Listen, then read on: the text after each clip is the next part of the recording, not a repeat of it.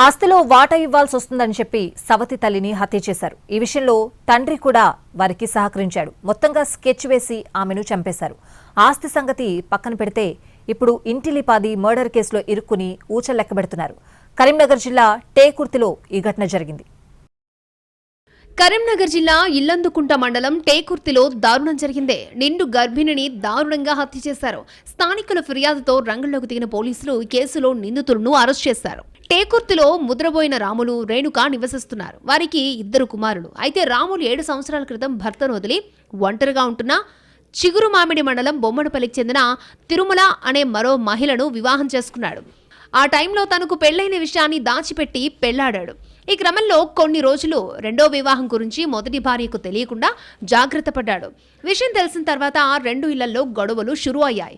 అయితే వాటన్నింటినీ సద్దుమణిగేలా చేసి 2 భార్యలతో ఒకే ఊర్లో వేర్వేరుగా కాపురం పెట్టాడు.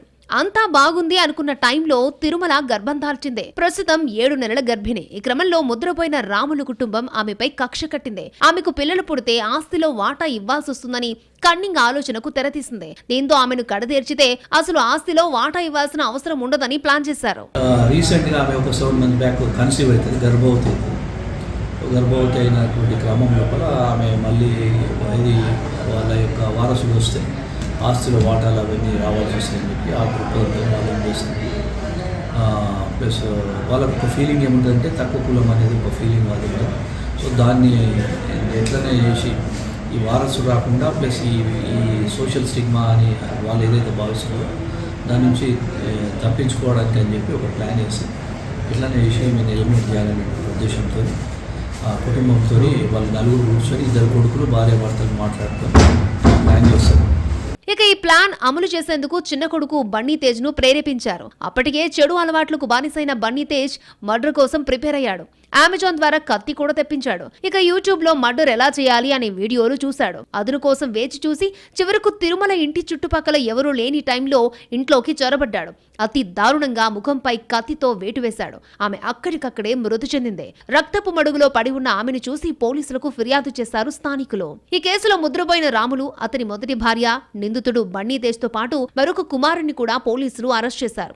మర్డర్ కేసుతో పాటు మాదక ద్రవ్యాలు సేవించిన కేసు కూడా నమోదు చేశారు. అమెజాన్లో ఒక కత్తి ఆర్డర్ పెడుతుంది. అది డెలివరీ వచ్చిన తర్వాత కత్తి ఒక వారం రోజుల్లో డెలివరీ వస్తుంది.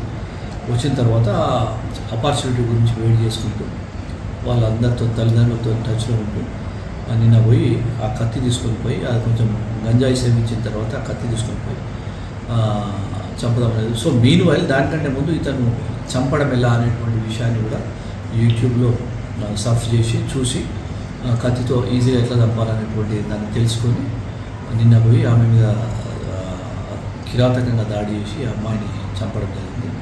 సో దాంట్లో వీళ్ళ 4 అరెస్ట్ చేసి వీళ్ళ మీద SC/ST యాక్ట్ కింద అదేవిధంగా మర్డర్ కేసు తర్వాత ఇతను గంజాయి సేవన చేసి ఉన్న దాని విషయంలో కూడా దాన్ని కూడా అమాయకురాలైన తిరుమలను అతి దారుణంగా హత్య చేసిన ముద్రపోయిన రాములు కుటుంబాన్ని కఠినంగా శిక్షించాలని స్థానికులు డిమాండ్ చేస్తున్నారు. కనీసం నిండు గర్భిణి అని కూడా చూడకుండా చంపేయడంపై స్థానికులు ఆగ్రహం వ్యక్తం చేస్తున్నారు.